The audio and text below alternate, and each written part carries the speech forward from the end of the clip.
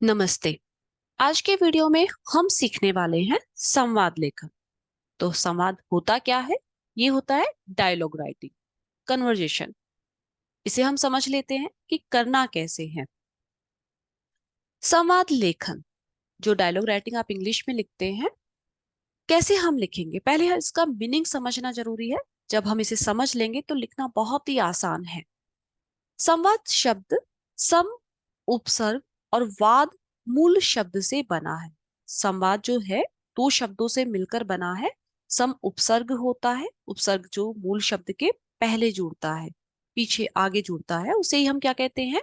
उपसर्ग। और मूल शब्द में जुड़ने पर उसका संवाद शब्द बनता है। और संवाद का मतलब होता है बातचीत। उसका अगर शाब्दिक अर्थ हम देखते हैं तो उसका मतलब होता है दो लोगों के बीच होने वाली बातचीत। कभी कभी ये दो से अधिक भी हो सकती है, सामान्य रूप से लेकिन दो लोगों के बीच ही यहाँ पर हमें लिखने के लिए आता है संवाद लेखन। दो लोगों में हुई बातचीत को लिखना संवाद लेखन कहलाता है। ये तो हमने समझ लिया है कि संवाद लेखन होता क्या है। अब इसे हम लिखेंगे एग्जाम में तो हमें किन किन बातों का ध्यान रखना है, अब उसे भी हम समझ लेते हैं, जिससे आसानी से हम इसे लिख भी पाए और हमें पूरे अंक प्राप्त हो, है ना, कोई अंक कटे नहीं। क्या क्या हमें सावधानियां इसकी रखनी है? तो पहला है यहाँ पर, संवाद हमारे कैसे होने चाहिए? छोटे, सहज तथा स्वाभाविक होने चाहिए।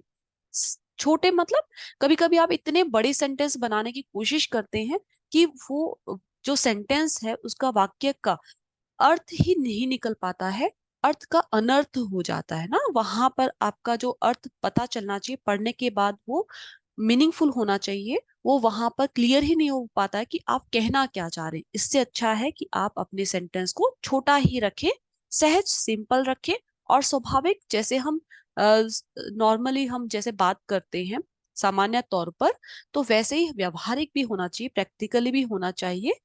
संवादों में रोचकता एवं सरसता होनी चाहिए। रोचकता मीन्स इंटरेस्टिंग होने चाहिए, और साथ ही क्या है, सिंपल भी होने चाहिए ना।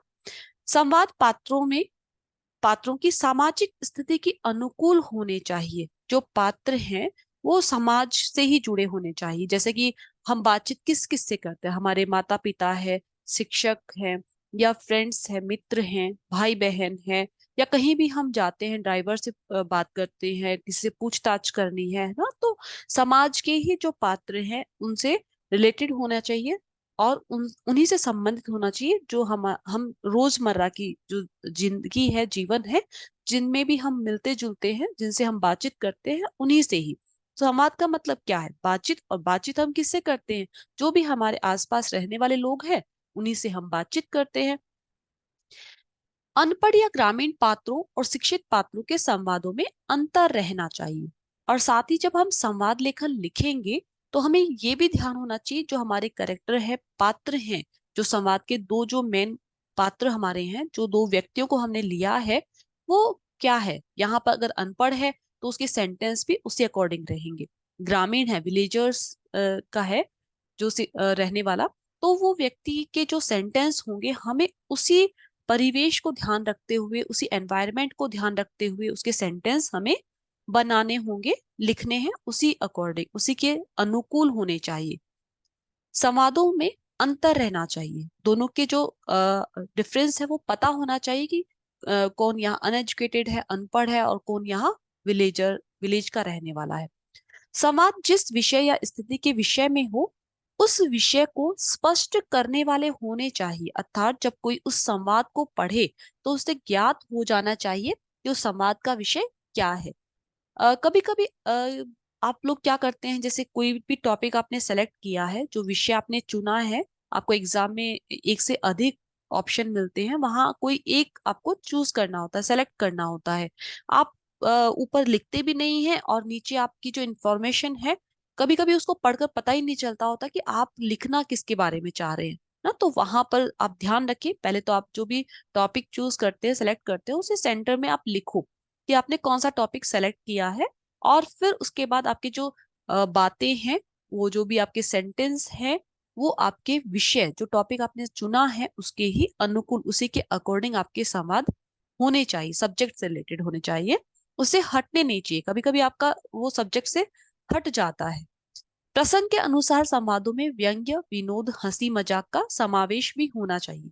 मीन्स पढ़ने पर वो उसको हंसी भी आए, जो भी उसे पढ़ता है तो उसको एकदम सीरियस बनाने की जरूरत नहीं है। वहां पर आप जो सामान्य जीवन में जैसे आप हंसी मजाक करते हैं, वैसे आप उसमें भी शामिल कर सकते हैं। उससे और अच्छा लगेगा, उसमें चार चांद लग जाएगा आपके संवाद में। यथास्थान मुहावरों तथा लोकोक्तियों के प्रयोग करना चाहिए। इससे संवादों में सजीवता आ जाती है और संवाद प्रभावशाली लगते हैं। साथ ही हमें किस चीज का ध्यान रखना है, जब हम संवाद लिखते हैं उसमें हमें मुहावरे, जैसे जो इडियम्स है, लोकोक्तियां, जो आपके प्रोवर्ब है, वो सभी भी हमें यूज करना चाहिए। क्योंकि हम समाज से जुड़े हुए पात्र ही ले रहे हैं और कैसे हम समाज में बातें करते हैं, तो जो भी कहावतें मुहावरे हैं, जो भी प्रचलित है समाज में, वो आप यूज कर सकते हैं, वहां प्रयोग कर सकते हैं। उससे और अच्छा लगेगा, अट्रैक्टिव बनेगा, इंटरेस्टिंग होगा। संवाद बोलने वाले का नाम संवादों के आगे लिखना होता है। जो भी आपके पात्र हैं, आपने जिन्हें चुना है, उनके जो नाम आप रखते हैं, जैसे कि राजू, मोनू, सोनू, जो भी आप रखते हैं, आपके वो पहले नाम आने चाहिए। उसके बाद वो क्या कह रहा है, उसके बाद वो उसका सेंटेंस आना चाहिए। तो पहले नाम, उसके बाद उसका वाद, मीन्स जो भी आप वो कह रहा है। संवाद बोलते समय जो भाव वक्ता के चेहरे पर है, उन्हें भी कोष्टक में लिखना चाहिए। जैसे कभी कभी होता कि बच्चा हंसकर कह रहा था, या क्या दुखी होकर कह रहा था, रोकर कह रहा था, वो सब चीजें आप क्या है, ब्रैकेट में आप डालकर और फिर उसके बाद लिख सकते हैं कि हाँ, वह रोते हुए कहता है। और कहने वाली बात क्या होगी आगे, सिंगल इन्वर्टेड कोमास में एक रहे उदाहरण चिन्ह, या डबल इन्वर्टेड कोमास दोहरे उदाहरण चिन्ह में आप उसकी बातों को लिख सकते हैं। और साथ ही वो किस भाव से कह रहा है, वो भाव आप किस में दिखा सकते हैं, ब्रैकेट में उसको क्लोज करके दिखा सकते हैं, जिससे पता चले कि वो किस भावना के साथ कह रहा है, जिससे आपका जो संवाद है वो दिखने में भी अट्रैक्टिव लगता है। तो इन चीजों का आपको, छोटी छोटी चीजों का ध्यान रखना है। जो आपके विराम चिन्ह है, जो भी किस अकॉर्डिंग कहाँ पर कितना रुकना है ना, वक्ता के अनुसार हमें ध्यान रखना है। और उसी के अनुसार हमें उन विराम चिन्हों का वहां पर इस्तेमाल करना चाहिए, जिससे क्या है, उसमें और भी प्रभाविकता आपकी पता चले कि हाँ, आपको कितना इसके बारे में जानकारी है। संवाद लेखन के अंत में वार्ता पूरी हो जानी चाहिए। मीन्स जो भी आपकी जो प्रॉब्लम थी वहां पर उसका सॉल्यूशन निकला नहीं निकला, या जो वार्ता थी वो आपका जो चर्चा हो रही थी, है ना, उस पे जो निष्कर्ष निकलना चाहिए कि हाँ, आपकी बात पूरी हुई नहीं हुई, पता चलना चाहिए पढ़ने के बाद कि हाँ, आपका वहां पर एंड हो रहा है ना। ये नहीं लगना चाहिए कि आधा अधूरा बीच में ही है। तो जब भी आप संवाद लेखन लिखेंगे, उसका एंड अच्छे तरीके से होना चाहिए कि पढ़ने वाले को लगे कि हाँ, ये बात यहाँ कंप्लीट हो रही है ना, कंप्लीट हो चुकी है। तो अब कुछ हम एग्जाम्पल भी देख लेते हैं। अभी तो हमने समझा कि संवाद लिखते वक्त हमें किन किन छोटी छोटी बातों का ध्यान रखना चाहिए। तो थोड़ा हम सैंपल से समझ लेते हैं कि कैसे हम लिखना चाहिए, तरीका कैसे होना चाहिए, फॉर्मेट कैसा होना चाहिए। क्या है कि जब हम बातचीत करते हैं तो उसमें हमें इतनी फॉर्मेलिटीज ध्यान रखने की जरूरत नहीं होती है। लेकिन जब हम एग्जाम में लिख रहे हैं, परीक्षा की दृष्टि से अगर हम लिख रहे हैं, तो हमें कुछ चीजें हमें ध्यान रखनी होती है। एक फॉर्मेट हमें पता होना चाहिए कि हम उस बातचीत को संवाद लेखन के रूप में हम कैसे लिखेंगे। तो यहाँ पर दो पात्र हमने जैसे लिए हैं। आपका टॉपिक है यहाँ डॉक्टर और मरीज की बातचीत। तो यहाँ जरूरी नहीं कि आपको बीमारी का नाम भी दिया जाए। आप अपनी प्रॉब्लम है किस तरह से लेकर जाते हैं, तो वो आप अपने आप से भी इमेजिन करके लिख सकते हैं। तो यहाँ से हो सकता है प्रश्न आपको इतना ही दिया जाए कि डॉक्टर और मरीज के बीच होने वाली बातचीत को संवाद रूप में लिखिए। तो यहाँ पर हमने फर्स्ट, जैसे ही हम जाते हैं डॉक्टर के पास, तो मरीज वहां पर नमस्ते कहता है, नमस्कार डॉक्टर साहब। तो यहाँ पर देखो, जब भी आप कुछ कह रहे हैं उसके बाद यहाँ पूर्ण विराम आपको लिखना है। अब डॉक्टर ने यहाँ नमस्कार किया और कहा कि चलो बैठो यहाँ पर, बताओ तुम्हें क्या तकलीफ है।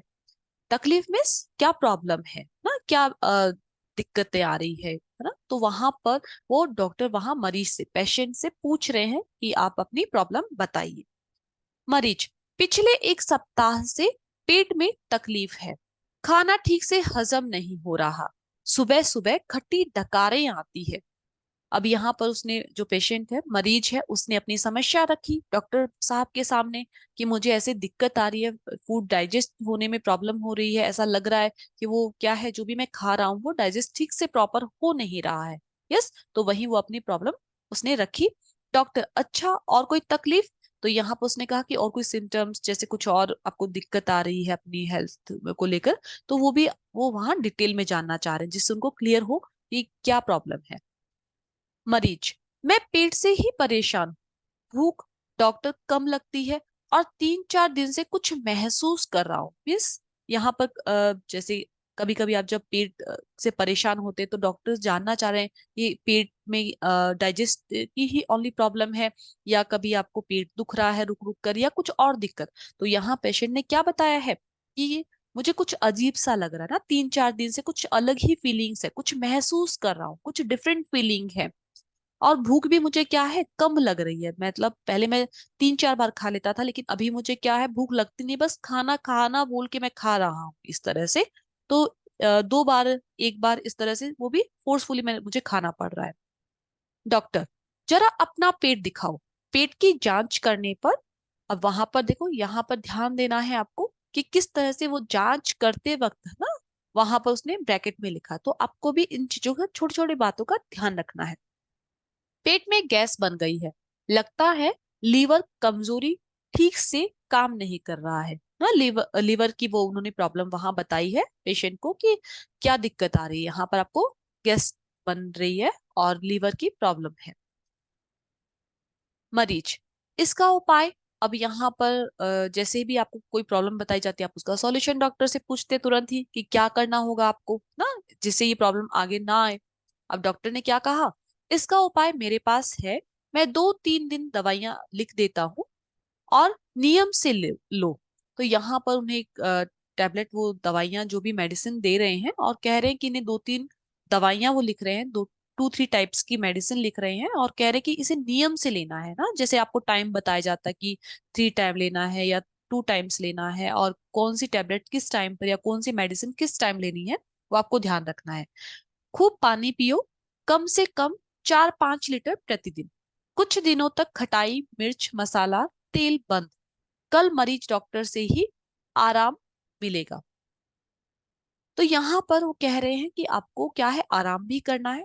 डॉक्टर ने कहा है कि पानी पीना है, खाने पीने का ध्यान रखना है, मेडिसिन लेना है, और साथ ही आपको थोड़ा रेस्ट भी करना है, जिससे क्या होगा कि आप जल्दी ठीक हो सकते हो। मरीज, दवाई कितने दिन तक लेनी पड़ेगी? अब यहाँ पर पूछ रहे कि हाउ मेनी डेज, मतलब ये जो मेडिसिन आप लिख रहे हैं, मुझे कितने दिन तक लेनी है, कितने दिन तक ये मुझे फॉलो करना है नियम। डॉक्टर, अभी तो मैं 3 दिन की दवाई लिख रहा हूँ, 3 डेज की उन्होंने मेडिसिन लिख कर दी है। 3 दिन बाद मैं इसके बारे में बता पाऊंगा। पूरी उम्मीद है कि इतने समय में पेट ठीक हो जाएगा। यदि आवश्यकता हुई तो 1-2 टेस्ट भी करवाऊंगा। अब उन्होंने बताया कि ज्यादा टेंशन वाली बात नहीं है, वैसे 3 दिन की दवाइयां जो लिखी है ना, उससे ठीक हो जाओगे आप। लेकिन फिर भी अगर कुछ ऐसा लगता है नहीं ठीक हो पा रहा, तो आप फिर से आ सकते हैं, उसके बाद कुछ टेस्ट रहेंगे वो हम फॉर्मेलिटी करेंगे। मरीज, धन्यवाद डॉक्टर साहब। अब यहाँ पर डॉक्टर ने भी क्या कहा है, धन्यवाद। तो यहाँ पर इस तरह से आपका एंड ध्यान रखना है आपको, किस तरह से आप एंड करेंगे। जैसे डॉक्टर को आप धन्यवाद कर रहे हैं, तो जरूरी नहीं है सभी आप समाज जितने भी लिखते हैं उसमें धन्यवाद से ही वो एंड होगा। डिपेंड करता है कि पात्र कौन कौन है, आप किससे बात कर रहे हैं, तो उन चीजों को आपको ध्यान रखना है। तो एक और हम उदाहरण समझ लेते हैं। दो व्यक्तियों के बीच बातचीत, रास्ते की जानकारी के बारे में।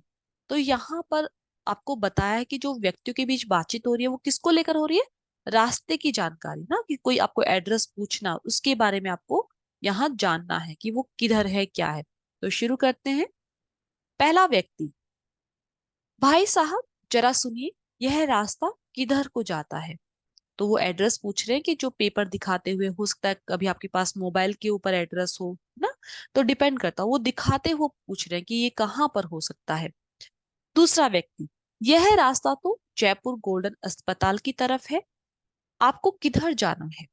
तो यहाँ भी वो पूछ रहे हैं कि आपको जाना कहाँ है एक्चुअल में, नाम क्या है उस प्लेस का। तो पहला व्यक्ति बता रहा है कि सर्वोदय विद्यालय की तरफ। तो वहां उसने स्कूल का नाम बताया है सर्वोदय विद्यालय। दूसरा व्यक्ति, आप ठीक रास्ते पर हैं, जयपुर गोल्डन अस्पताल से एक सड़क बाईं ओर जाती है, आप उसी रास्ते पर चलिए, कुछ ही दूरी पर सर्वोदय विद्यालय है। तो यहाँ पर वो बता रहे हैं कि किस तरह से आपको टर्न लेने हैं और किस तरफ आपको जाना है। तो बाईं तरफ, लेफ्ट साइड, इन्होंने कहा कि एक सड़क बाईं ओर जाती है, लेफ्ट साइड टर्न कर रही है एक रोड, आपको उसी रास्ते पर जाना है, उसी साइड में आपको, उसी वे में आपको जाना है। पहला व्यक्ति, कहीं मुड़ना तो नहीं पड़ेगा। अब यहाँ पर वो कह रहे हैं कि टर्न लेना है। दूसरा व्यक्ति, जी नहीं, आपको कहीं मुड़ने की आवश्यकता नहीं है, आप सीधे ही चले जाइए। स्ट्रेट जाने के लिए उन्होंने बताया है। 5 मिनट चलने पर आप सर्वोदय विद्यालय पहुंच जाएंगे। तो उन्होंने डिस्टेंस के अकॉर्डिंग टाइम भी एक बताया है कि 5 मिनट से ज्यादा टाइम नहीं लगेगा, आप 5 मिनट के अंदर वहां पर पहुंच जाओगे। पहला व्यक्ति, बहुत बहुत धन्यवाद भाई साहब। तो यहाँ पर देखो, ध्यान रखना है कि आप किससे बातचीत कर रहे हैं ना, तो आपको संबोधन, जो उस व्यक्ति के लिए आपको जो भी रिश्ता है ना, उस रिलेशन के अकॉर्डिंग आपको बात करनी है ना। आप फ्रेंड से बात कर रही हो या छोटे भाई से होगा, तो आप तुम वगैरह लगाकर भी आप बातचीत कर सकते हैं। लेकिन वहीं आप कहीं अजनबी है, स्ट्रेंजर है, या कोई और बड़ा व्यक्ति है ना, तो उन सभी से हम कैसे बात करते हैं, आप लगाकर, भाई साहब, है ना, इस तरह से। तो वहां पर आपको संबोधन, आप क्या शब्द आपको प्रयोग करना चाहिए, उन बातों का भी आपको ध्यान रखना है। तो यहाँ दूसरा व्यक्ति क्या कह रहा है, पहला व्यक्ति ने जब कहा कि धन्यवाद भाई साहब, तो दूसरे ने भी क्या कहा, हाँ जी धन्यवाद, और वहां पर इस तरह से क्या होता है, उनका संवाद पूरा होता है। तो आपको देखो ये सही अनुपात ध्यान रखना है। जैसे आपने पहले वाले में भी देखा है कि एक के बाद एक का सेंटेंस आ रहा है ना, पहले मरीज ने कहा, फिर डॉक्टर ने कहा, फिर मरीज ने कहा, फिर डॉक्टर ने ना। तो इसी तरह से हमने दूसरे में भी देखा कि पहले व्यक्ति ने कहा, फिर दूसरे व्यक्ति ने कहा। तो हमें दोनों व्यक्तियों के जो सेंटेंसेस है वो वन बाय वन आना चाहिए, एक के बाद दूसरे का और दूसरे के बाद फिर पहले वाले का। तो और यहाँ पर हमें अनुपात भी ध्यान रखना है कि एक व्यक्ति के अगर यहाँ पर 4 to 5 सेंटेंस है, तो दूसरे के भी यहाँ पर 4 to 5 रहेंगे। एक सेंटेंस कम ज्यादा, एक दो सेंटेंस कम ज्यादा हो सकता है। और आपकी क्लासेस पे भी डिपेंड करता है कि आप किस क्लास से हैं, तो आपको उतना ही बड़ा यहाँ संवाद लिखना है ना। जैसे आप 6th 7th के में है, तो आपको इतना काफी है आपके। जैसे कि एवरी पर्सन, जैसे दो आप पात्र ले रहे हैं, तो 1 पर्सन के 5 to 6 सेंटेंसेस हो सकते हैं। वहीं अगर आप 9th 10th में है, तो वहां पर 1.5 पेज पर भी आपका चला जाता है। 6 to 7 sentences, 6 sentence 7 sentence 1 person के आप ले सकते हैं। टाइम का भी आपको ध्यान रखना होता है साथ ही उसमें। तो आपके सेंटेंस पे डिपेंड करता है कि सेंटेंस किस तरह से है। कभी कभी आपके सेंटेंस हाँ नहीं में चलते हैं, छोटे छोटे होते हैं, तो आपके उस अकॉर्डिंग आप सेंटेंस को बढ़ा सकते हैं। तो सही अनुपात आपको रखना है, सही क्वांटिटी में आपको लिखना है, साथ ही आपको समय का भी ध्यान रखना है।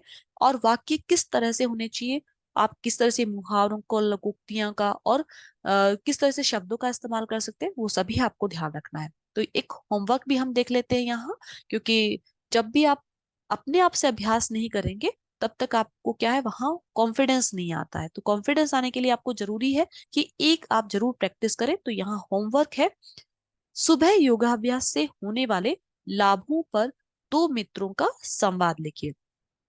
योगाभ्यास का मतलब क्या है, जो आप व्यायाम करते हैं ना, जो आप एक्सरसाइज करते हैं, उससे क्या बेनिफिट है आपको, आपकी बॉडी के लिए क्या यूजफुल है, उससे आपके अंदर क्या क्या क्वालिटी आती है, आप क्या उसे सीखते हैं।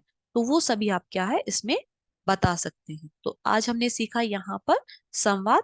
अगर ऐसे ही आपको यूजफुल जो क्रिएटिव वीडियो है, अगर आपको यहाँ पर चाहिए, तो आप इसके नीचे लिंक में आपको अनुच्छेद भी मिलेगा। यहीं पर आपको जो डिस्क्रिप्शन है आपको मिल जाएगा वहां पर। और ऐसे ही यूजफुल वीडियो पाने के लिए आप इस चैनल को सब्सक्राइब करें, शेयर करें। धन्यवाद।